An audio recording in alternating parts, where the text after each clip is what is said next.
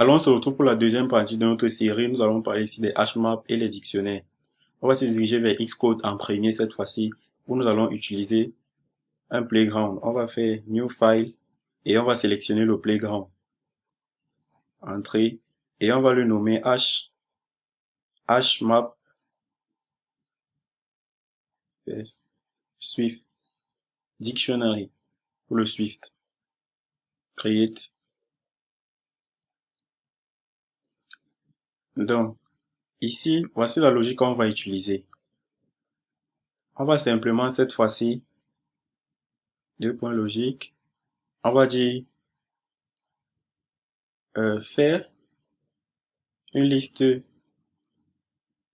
d'éléments avec leur,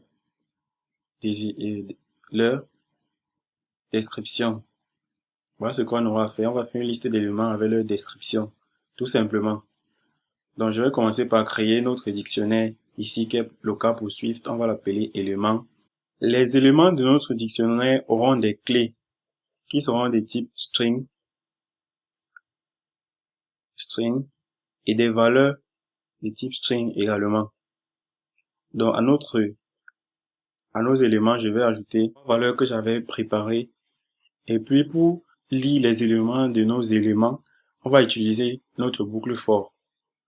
On va dire for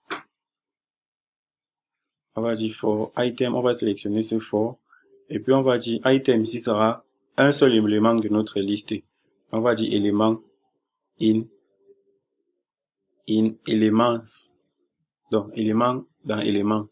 Un élément de plusieurs éléments. On va afficher donc chaque élément.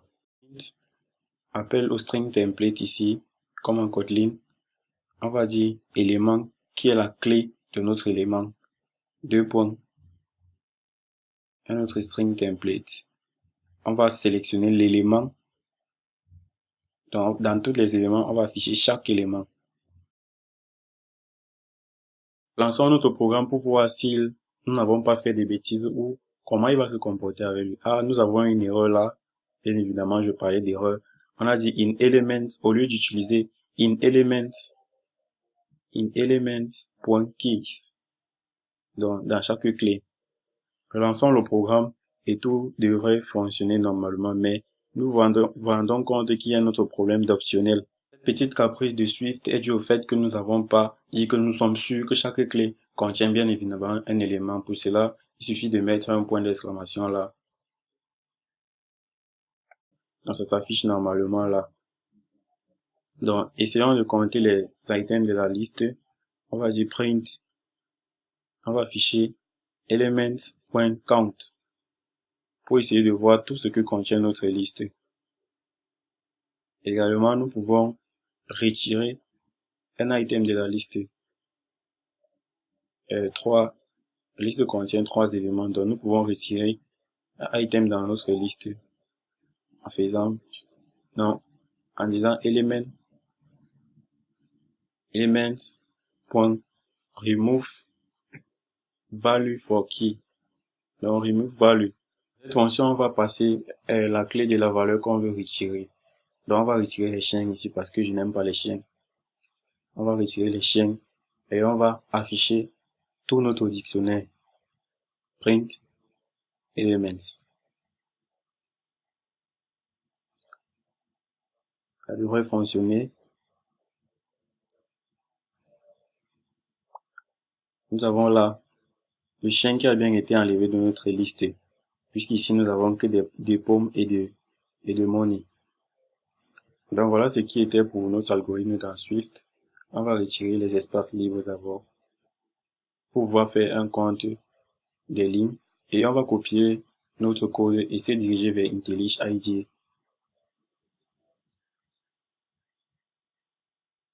On va patienter. Et comme d'habitude, nous allons créer un nouveau fichier.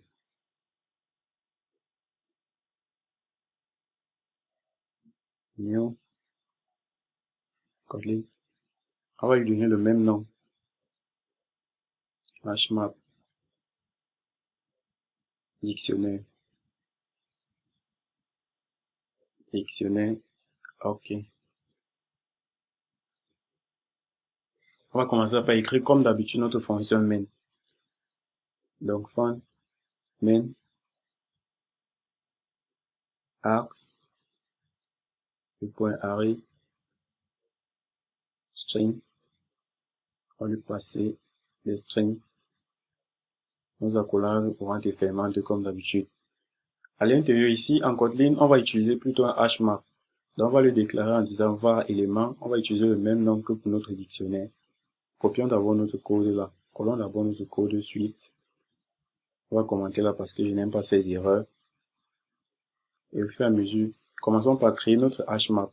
Elements égale hashmap. H, j'attends des suggestions. Hashmap là, qui prend un key et une value. Donc, on va lui passer notre key sera de type string. Et les valeurs seront de type string également. En parenthèse, voilà comment on les déclare. Donc, on va ajouter également les trois valeurs.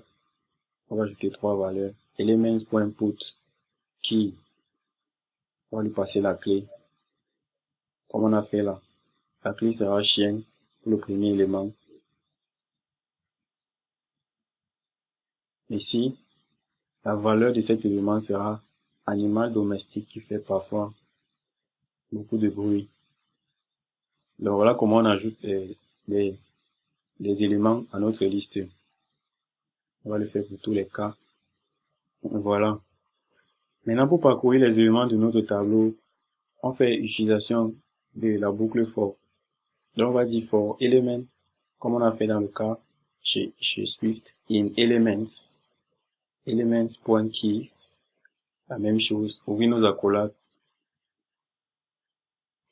À l'intérieur, on va afficher chaque élément de notre liste. On va dire print ln. Le ln qui s'augmente ici, ça fait un peu trop de code. On va utiliser ça. Amusons-nous à copier ce code et puis le coller là. On va modifier par les string templates, le dollar. Là également dollar. Et puis, puisqu'on est en train d'effectuer une opération, on va utiliser les accolades. Donc, on parcourt chaque élément du tableau. Et là, ici, on n'a pas besoin du point d'exclamation. Kotlin, lui, il est moins capricieux que Swift. On va lancer notre programme pour voir.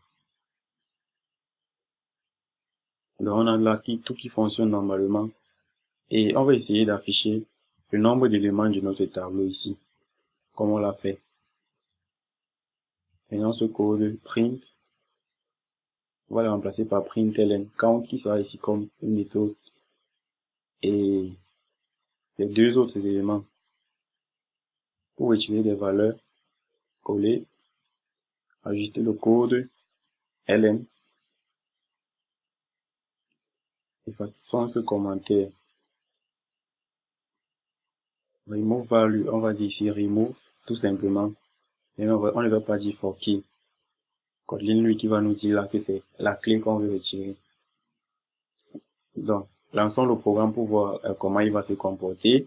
Si nous n'avons pas fait de bêtises, tout devrait fonctionner normalement. Tout devrait fonctionner normalement. On va patienter. Donc, on a là tout qui a bien fonctionné. Le chien a été retiré. Il ne nous reste plus que des pommes et money. Le nombre d'éléments de la liste qui a bien été compté. Donc, je vais enlever cette ligne vide pour qu'on puisse comparer nos nombres de lignes de code. Je vais ouvrir Xcode également. Nous avons partout 11 lignes de code exactement. Dans la console, nous avons presque les mêmes résultats affichés. Vous pouvez voir là les différences. Ce que j'aimerais vous montrer ici, c'est la petite caprice de notre code Swift. Donc, si nous venons là et que nous devons remplacer le var, on nous demande de remplacer le var par un val. Variable is never modified et tout ça. Si on le remplace par un val, on va dire val. Tout continue à fonctionner normalement et très bien même pour notre code Kotlin. Par contre, si nous venons dans notre code Swift et que nous remplaçons par le let, on a là un gros bazar dans notre console. Donc, je vais vous laisser prendre le temps à chercher pourquoi tout ceci se passe. On nous dit que ça ne peut pas être assigné. Une constante ne peut pas être assignée ici là parce qu'on a utilisé l'opérateur égal. Ou bien je vous laisse le temps de faire autant de recherches pour trouver le pourquoi de tout ceci.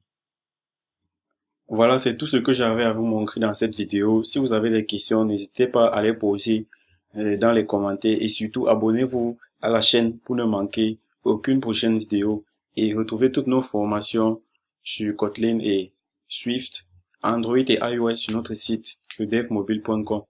D'ici à là, faites beaucoup de recherches et je vous donne rendez-vous dans le prochain épisode pour la suite.